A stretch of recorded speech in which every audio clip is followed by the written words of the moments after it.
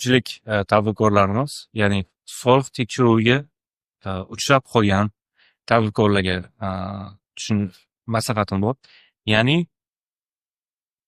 sizdan soliq tekshiruvi yakunlari bo'yicha hujjatlardan nusxa oldim degan imzoni qo'lga qo'yish shart emas.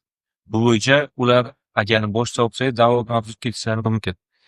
Lekin soliqchilar, ya'ni soliq tekshiruvini amalga oshirgan ma'lum bir shaxslar sizdan qo'l qo'yishni talab qilsa va mazkur harakatlaringiz qo'l qo'yishdan bosh tortish to'g'risidagi harakatlaringiz javobgarlikka sabab bo'ladi deb sizni qo'rqitadigan bo'lsa, bundan hech qachon qo'l qo'yib o'tirmang.